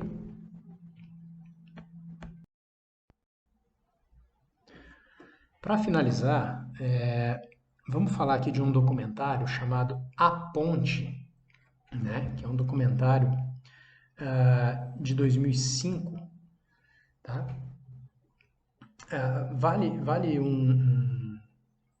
Vale colocar uma questão aqui, né? Que é a seguinte: eu devia, na verdade, ter colocado esse aviso desde do filme Carandiru, né? Porque o filme Carandiru, o Elefante, são filmes muito fortes, né? Que possuem gatilhos emocionais. Então, são filmes que, se você não estiver muito bem, é melhor não assisti-los, tá ok? O Capitão Phillips é um pouco mais tranquilo, uma produção mais do tipo que a gente já está mais acostumado, né? Então agora o Carandiru e o Elefante são filmes já muito fortes e A Ponte é um documentário muito forte, tá? Então se você não está legal emocionalmente falando, não está se sentindo bem emocionalmente nesse momento, não assista, ok? A Ponte é um documentário que fala de suicídio, ok? Tá? Já vou explicar qual é o interesse da sociologia nesse tema, tá? Mas ele fala de suicídio. Foi uma filmagem que o diretor registrou durante o ano de 2004, tá? Na ponte Golden Gate, que corta ali a Baía de São Francisco e é um grande ponto turístico, né? Então tem um monte de gente passeando, tirando fotos, circulando por ali, mas também tem um número alto de pessoas que vão até a ponte para se suicidar. Então esse diretor registrou diariamente em 2004, né, essa rotina, vamos chamar assim, de suicídios e conseguiu filmar o momento de vários deles, né? Então por isso é um filme muito pesado, tá? Flagrou aí, se eu não me engano, 24 suicídios no ano. E depois entrevistou os amigos, os familiares das pessoas que faleceram ali. Tá? Então, o documentário é sobre isso. Se não tiver bem emocionalmente, não assista de forma nenhuma. É bastante impactante. Até se você estiver bem, você já tem que ir preparado para ver alguma coisa impactante, bem mais do que os exemplos que eu falei do filme Carandiru e do Elefante, só para ter uma ideia. Tá ok? Bom, qual é o interesse da sociologia nisso? Qual é a importância do tema suicídio para a sociologia? E, assim, o suicídio ele é tido como ele ainda é visto como uma ação exclusivamente individual, ou seja, o indivíduo vai lá e tira a própria vida. Então, quando se aborda o suicídio de uma maneira limitada aos aspectos psíquicos ali, né? A questão psicológica daquele indivíduo que o levou, e aí, para entender suas motivações, né? E tudo bem, de novo, é uma abordagem muito importante de fazer, tem que começar por aí mesmo, mas é ideal que não se limite aí, porque, de novo, toda a sociedade ela se estabelece sobre uma série de instituições, regulamentações, dinâmicas, e essa forma de ser da sociedade favorece determinados tipos de comportamento, impulsiona as pessoas a agirem de tal forma, de uma forma ou de outra, né? Basta ver, só para ficar bem claro isso, a partir do momento em que tem uma regra, uma norma, uma lei, foi estabelecida uma lei tal, você já divide comportamentos, você já está impulsionando uma grande parcela dessa população a agir de acordo com o que determina essa lei. Ou seja, não é tanto assim uma escolha puramente individual, vou violar a lei, pronto. Ou vou andar de acordo com a lei porque eu gosto dela e pronto. Não é assim. A lei é estabelecida, normalmente a maior parte da população não é questionada sobre a aplicabilidade dessa lei, ela é estabelecida e se impõe sobre a população, e aí a partir daí isso obriga muita gente a mudar seus comportamentos, né? Então a conduta, as escolhas, as formas de agir, elas não são exclusivamente individuais, elas são, em grande medida, coletivas, socialmente estabelecidas. Quem eu sou depende de onde eu nasci, das pessoas com quem me relacionei, o tipo de sociedade, tipo de legislação, tipo de. Tudo isso molda a ação individual, em alguma medida. Tá ok? Então, o suicídio, se ele for visto somente pelo aspecto psicológico, pela questão da motivação individual, como o indivíduo se sentia diante da vida, da existência, as dores, etc., isso é muito importante, mas isso não responde toda a questão. Né? E então, é muito importante pensar nas condições sociais que favorecem o suicídio, né? Para que a gente, de novo, fazendo uma análise crítica, a gente possa tomar medidas, identificar variáveis e tomar medidas em cima dessas variáveis que possam melhorar o quadro. Ninguém quer pessoas se suicidando por aí. Então, se isso acontece, como que a gente pode melhorar isso aí? Né? Então, falar de suicídio sociologicamente é importante por isso. E, particularmente na obra de um autor aqui, que foi um dos fundadores da sociologia, né? Isso teve muita relevância. A obra O Suicídio, né? de um teórico chamado Emile Durkheim, né?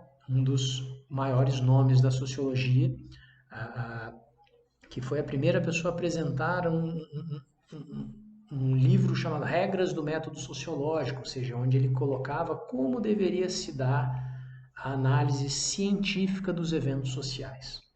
Né? Porque até então você tinha muito da filosofia social, que é muito importante também, mas era uma questão de levantar questionamentos e elaborar racionalmente uma série de ideias e que essa forma de fazer não se adequava ao rigor científico, ainda não tinha o rigor científico. Então, com mais facilidade, você poderia colocar opiniões, né? Assim, é lógico que toda ciência social ela é feita com base, ela é influenciada pelo pesquisador, é influenciada pela sociedade na qual esse pesquisador se insere e a relação desse pesquisador com o fato que ele está analisando.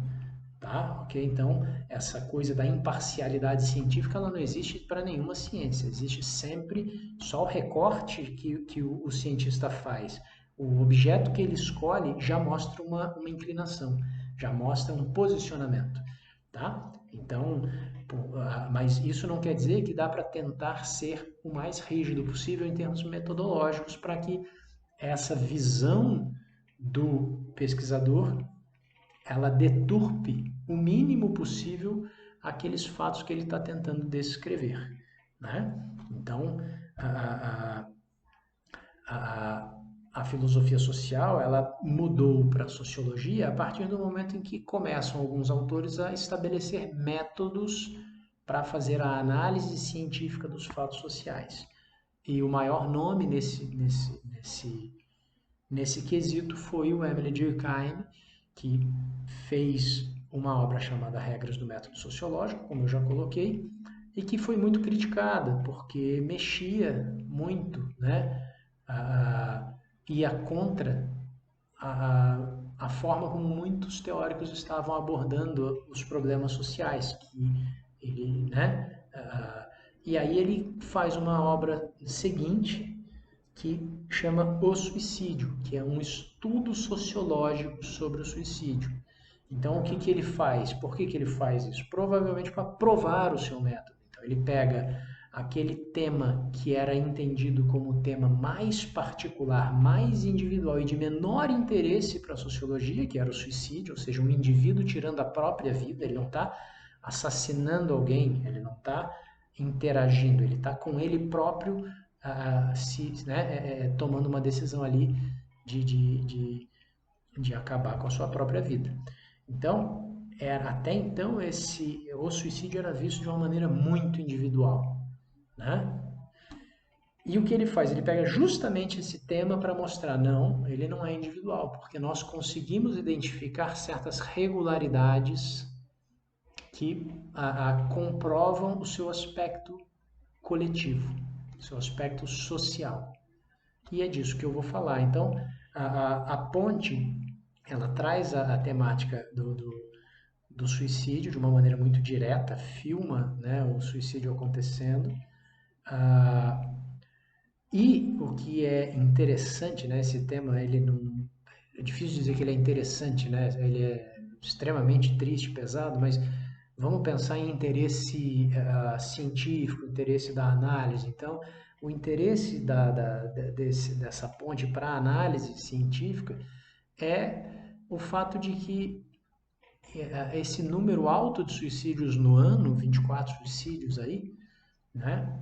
Ele acontece, pelo que eu me lembro, são 24, ele acontece no mesmo lugar.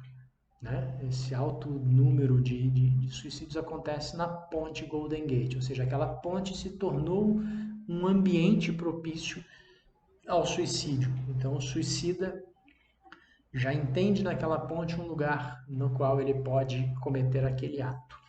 Né? Então ele poderia, por exemplo, se suicidar em casa. Por que lá? Por que essa reincidência lá? E é isso que o Durkheim vai lançar luz aí sobre fatos como esse em relação ao suicídio. Né? Ele vai fazer primeiro, ele faz uma delimitação muito importante. Então, agora eu vou ser um pouquinho mais teórico, mas porque esse tema realmente é muito caro aí, a sociologia é muito importante. Né? Ele faz uma distinção interessante. As definições que outros teóricos faziam do suicídio era uma definição diferente da que ele colocou.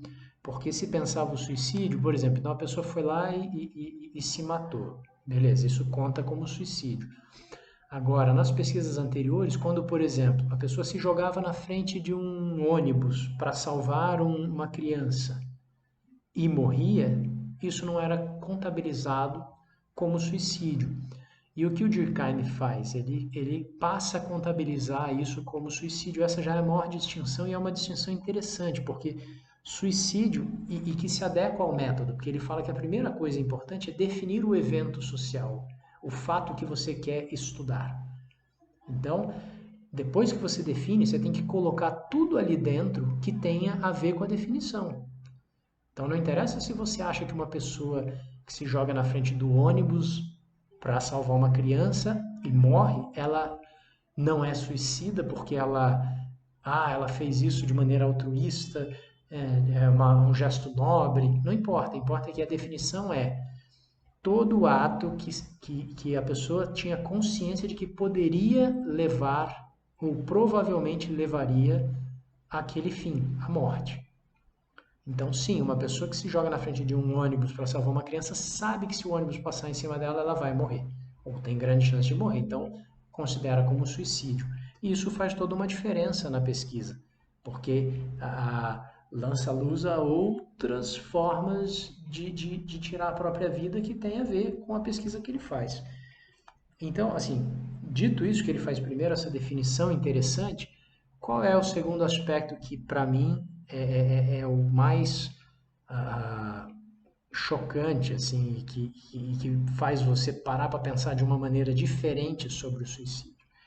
Ele vai levantar a seguinte questão: uma sociedade determinada, ela anualmente vai produzir, se as condições político-econômicas dessa sociedade se mantiverem relativamente estáveis, então não vale, por exemplo, se a sociedade está normal e de repente vem uma guerra, isso não conta.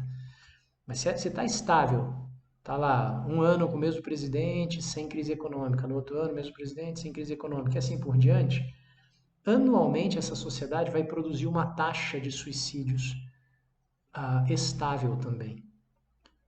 Tá? Isso quer dizer o quê? Se dentro daquela população, anualmente o mesmo número, ou um número muito próximo, não dá para ser exato né, no numeral ali, né, mas uma aproximação muito realista, e o Durkheim ele mostra uma tabela que comprova isso. Anualmente, esse número vai tender a se manter.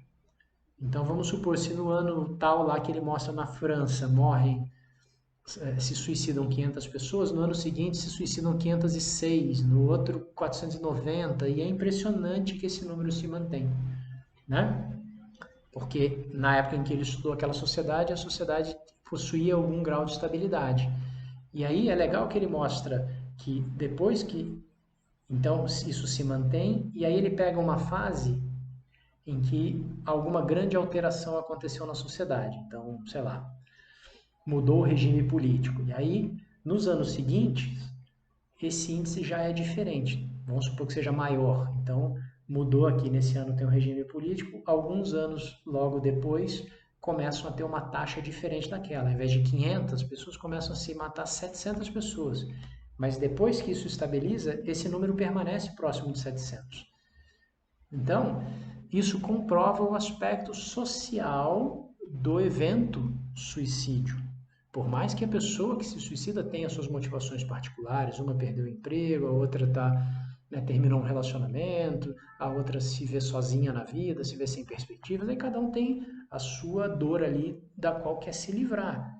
Né? Mas, socialmente falando, aquela sociedade vai tender a empurrar o mesmo número de pessoas a tomar, né, o número de pessoas, esse número a tomar a solução suicídio, ok? É meio estranho isso, né? É chocante até, mas isso ele comprova numericamente. E aí ele vai mostrar que uma vez que você tem fatores sociais que influenciam no suicídio, ele vai mostrar uma série de coincidências. Né? Coincidências não, de bases numéricas. Então ele vai mostrar, por exemplo, o que ele quer? Ele quer chegar nas causas sociais do suicídio. Ele quer mostrar quais são as causas que, socialmente falando, levam o indivíduo a se suicidar. Para que, de novo, se possa tomar medidas e modificar essa sociedade para que essa triste realidade seja reduzida, né? E para isso ele faz análise de várias situações sociais. Então ele vai analisar, por exemplo, quem é casado e quem é solteiro. Então ele vai ver que quem tem uma estrutura familiar estável tende a se suicidar menos. Ele vai ver, por exemplo, as idades, ele vai ver, por exemplo, os horários. Né? Então, uma coisa curiosa que ele vê ali é que o suicídio acontece. Muita gente pensa que o suicídio poderia pensar que na pesquisa dele ia mostrar que o suicídio acontece mais à noite, na madrugada, e ali ele mostra que acontece mais durante o horário de trabalho, né? Por que isso? Né? Talvez uma relação assim, pô, é no horário de trabalho que o indivíduo que não está trabalhando sente maior a cobrança de não estar trabalhando, a vergonha de não estar trabalhando, em que essa situação de desemprego, de não colocação profissional na sociedade afeta mais ele. Então, isso é um exemplo, tá? Então ele vai analisar várias situações como essa, né? E uma coisa que é interessante também dentro da questão da análise, né? Mesmo sendo extremamente triste, é que os meios que as sociedades se utilizam para cometer suicídio, eles estão de acordo, né, com aquela cultura ali. Ou seja, aqui no Brasil, por exemplo, você vai ter em áreas agrícolas uma incidência de suicídios muito maior por envenenamento de produtos, químicos para a agricultura e etc. Então, isso, ou seja, essa ferramenta é a que está acessível para aquele grupo de pessoas que trabalha, né, que vive ali na agricultura e tem acesso a esse tipo de produto químico.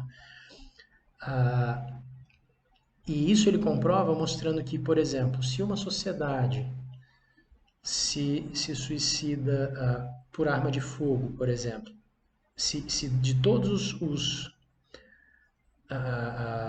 suicídios que acontecem numa sociedade, vamos supor que sejam 100 suicídios naquele ano, 10 foram por arma de fogo, quando ele pegar essa sociedade e aumentar e ver que o suicídio total aumentou, por exemplo, em 2 vezes. Então, a partir de um ano, o suicídio passou a ser 200 pessoas ao invés de 100 pessoas, do total.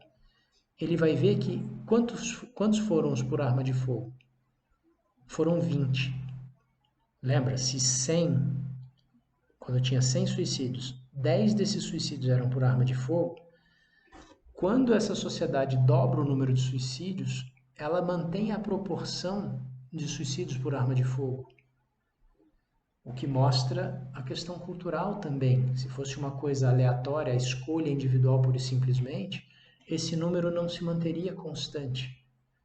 Então, a relação, né, e é isso que acaba sendo mostrado no filme, né? Na ponte de São Francisco, se nenhuma medida for tomada ali, aquele número de pessoas vai acabar se suicidando todo ano. Se o número de suicídios em São Francisco dobrar, provavelmente vai dobrar também o número de pessoas que pulam da ponte. Isso é o que o estudo dele está mostrando, né? Aí ele fez o estudo em outra época, limitado ali, se não me engano, à França, tá? Algumas regiões da França, não lembro agora, mas ele vai trabalhando esses aspectos para mostrar como a incidência do suicídio tem fundamento social, colocada socialmente. Cada sociedade estabelece de maneira regular os seus suicídios, as suas formas dessas pessoas se suicidarem. Então, isso muda a perspectiva sobre o suicídio. E aí ele vai chegando nas causas sociais. E ele basicamente divide em 3 causas sociais. Tudo bem? A causa social que ele chama de suicídio egoísta, não é porque a pessoa é egoísta, né? É como a gente trata o termo egoísmo. Ele chama de suicídio egoísta aquele suicídio que acontece porque a pessoa, estamos falando de causas sociais, certo? Então agora não interessa se a pessoa perdeu o emprego ou se ela está triste porque ela se sente não se sente amada pelo cônjuge. Vamos falar de causa social. Então, o suicídio egoísta é aquele suicídio que acontece por pessoas que têm laços sociais muito poucos laços sociais, ou mesmo que tenha muitos laços sociais, que esses não sejam significativos. Né? Então tem gente que conhece um monte de gente e ainda assim se suicida. Às vezes o peso para a pessoa desses laços não era significativo. Tá? Então, suicídio egoísta é isso, é uma pessoa que vai se isolando das dinâmicas da sociedade, ela vai se vendo fora da sociedade, não participa de associações, talvez não tenha emprego, talvez não tenha uma família que o acolha, tal. Essa pessoa vai se sentindo isolada e aí fica mais difícil ela pensar em propósitos de vida, né? Quais são os nossos propósitos de vida, nossas motivações para viver a vida, para produzir, para trabalhar? Isso tudo está ligado ao contato com a sociedade, né? Quando eu estou isolado, fica mais difícil eu estabelecer isso. Eu vou me despregando dessas formas sociais de fazer a vida e fica mais difícil então eu me enxergar ali, participando daquilo, pertencente àquilo. Eu vou me sentindo cada vez menos significativo para a estrutura social e com mais dificuldades de pensar a própria vida, estabelecer existencialmente os próprios objetivos, as próprias maneiras de me conduzir. Tá? Então, essa seria a causa social do suicídio egoísta, uma diminuição dos laços sociais, das vinculações sociais, tanto de pessoas quanto de instituições. Por outro lado, tem o suicídio altruísta, né? Que também não tem a ver necessariamente com o suicídio em que a pessoa se suicida para salvar alguém. O suicídio altruísta é o termo que se dá ao suicídio em que a identidade da pessoa é ao contrário do egoísta, ela está tão inserida nos meios sociais que a sua percepção de si, o valor que ela dá à própria vida, tudo isso tá muito dependente da instituição social, das instituições sociais às quais ela pertence. Tudo bem? Então, ela se doa para o trabalho e aí ela é mandada embora. Isso pode levá-la a cometer ou ela é mudada, não precisa nem ser mandada embora, né? Ela é mudada de função. Toda a importância, tudo que ela pensava de si poderia estar vinculado àquilo que ela fazia ali. Uma mudança dessa pode levá-la a se suicidar. Ela ainda continua na instituição, mas ela já talvez não se reconhece, né, da mesma maneira. É muito comum o fanático religioso, aquele religioso que se vincula à religião de uma maneira muito fanática, a vida dele passa a ter pouco valor em relação à instituição. Né? Então, ele, com facilidade, ele pode cometer o sacrifício, né? Se sacrificar em nome de algo. Né? Qualquer abalo na estrutura pode fazê-lo se despender da própria vida. Então, o suicídio altruísta seria isso. E, inclusive, o suicídio da pessoa que se joga para salvar uma criança. É o mesmo caso. Ela está talvez tão ligada aos valores de honra, de dignidade, de heroísmo, que o valor da vida dela não é maior do que essas virtudes. Então ele não conseguiria viver longe dessas virtudes. Então ele prefere perder a vida, mas se manter até o fim honrado. Né? Então isso acontece. Isso é um suicídio altruísta nesse sentido. Ok? Para finalizar, a terceira causa social do suicídio, tá? Vamos voltar no altruísta aqui, um ponto que eu acho importante. Então, instituições que são muito severas e que exigem muito da pessoa, anulando a identidade dela, muitas vezes, né? Absorvendo essa pessoa na instituição, como muitas vezes acontece nas forças militares, por exemplo, de alguns países, tem isso muito, né? Levam isso de uma maneira muito extremada, então a pessoa que, em nome da nação, ela facilmente se põe na frente né, de um tiro, de uma situação de risco ali. Isso também é considerado suicídio altruísta. Então, esse tipo de instituição que é mais rígida, que limita muito a identidade da pessoa, ou seja, assimila muito ela, né, pode estimular mais suicídios de caráter altruísta. Tá? E por fim, o suicídio que é chamado de suicídio anômico. Anômico esse termo se refere à ausência de normas, de regulamentações, de regularidade. Anomia é um estado normalmente de transitoriedade, em que as coisas estão mudando e aquilo que você usava de referência para conduzir sua própria vida já não serve mais. Né? Então, isso deixa muita gente insegura. Né? O suicídio anômico ele é interessante do ponto de vista do estudo, né? Porque ele vai verificar que um abalo grande na sociedade, a sociedade então entrou em guerra, a sociedade teve uma crise econômica, né? Esse tipo de situação vai aumentar o número de suicídios, vai tender a aumentar a taxa anual de suicídios, porque vai colocar as pessoas diante da incerteza, da falta de regras. Você organizar sua vida de acordo com regras, muita gente fala, regra é chato, mas não é de regra, o pai está impondo ali, não é disso que eu estou falando. A gente busca para viver nossa vida uma série de regularidades, uma série de rotinas. Então eu, por exemplo, escovo o dente um número de vezes que eu já conheço. Toda vez que eu como, eu escovo o dente. Eu já sei disso. Isso é uma regra que eu adoto para conduzir a minha vida. Né? As horas que eu vou comer, eu já conheço. O que eu vou comer normalmente também tem uma certa regularidade.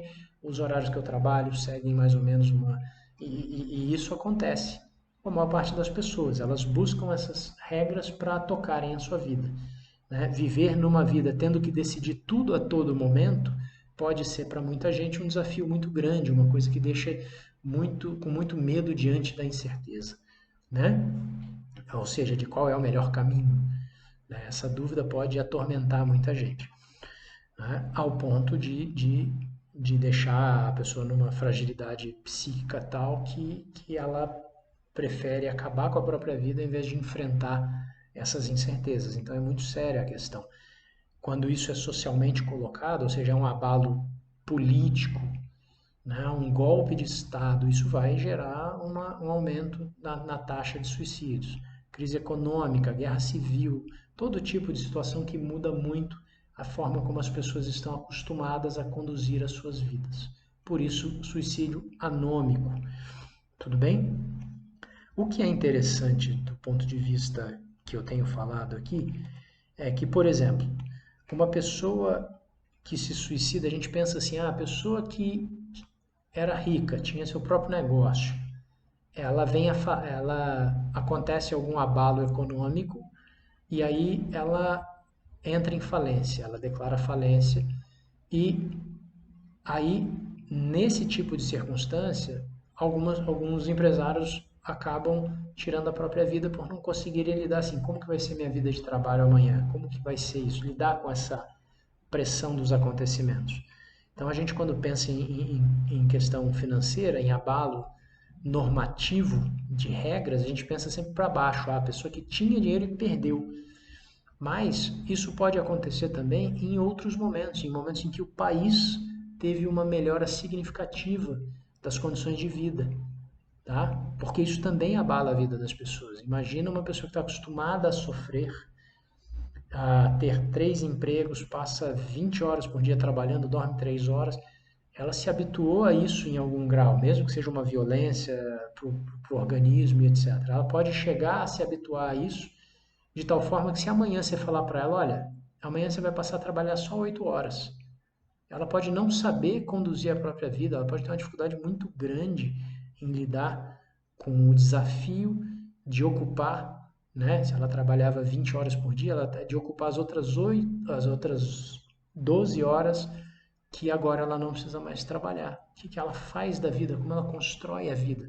Então é uma questão existencial muito profunda. Parece bobo colocado assim, mas não é tão simples mudar a nossa rotina, né? Olha o desafio que está acontecendo agora com a pandemia, em que a gente não pode sair da mesma maneira, a gente não pode se encontrar da mesma maneira, então isso está gerando uma dificuldade. Esse é um momento de anomia, né? Esse momento da pandemia pode ser chamado de um momento de anomia e provavelmente, infelizmente, vai estimular muita gente aí a, a, a pensar na solução do suicídio, tá? Então, basicamente é isso, uma visão diferente sobre o suicídio, colocada sociologicamente. Espero que esse vídeo tenha sido produtivo, né? Para que os próximos filmes, os próximos documentários que for assistir, que tente não só que se divirta, sim, é muito importante se divertir, é legal o filme para entretenimento, mas que ao final você possa levantar alguma questão que te ajude a entender melhor a sua própria realidade, o que acontece na sua família, o que acontece no seu trabalho, né? A sociologia é uma ciência que está aí a serviço desse entendimento, né? Porque a sociedade é uma instituição muito complexa, é um elemento muito complexo. Então a gente fica perdido, às vezes tenta parar para entender tudo que está acontecendo. Então, pegar determinados autores, estudos de sociologia, muitos sociólogos escrevem numa linguagem muito acessível, que são gostosas de ler, que podem ajudar muito a clarear certas ideias sobre a nossa vida, né? A melhor coisa que a gente pode fazer para a gente é tomar consciência da nossa vida e não simplesmente seguir uma vida manipulada, uma vida por imposições, né? Que a gente ah, segue por imposições, né? Então, tomar realmente um caminho mais de autonomia, em que a gente saiba por quê e que se adeque às nossas próprias expectativas, necessidades e entendimento das coisas. Então, que esse vídeo possa ter contribuído para isso, para que os próximos filmes tragam reflexões que melhorem a vida de cada um aí que tem assistido esse vídeo, ok? Muito obrigado pela companhia e até a próxima.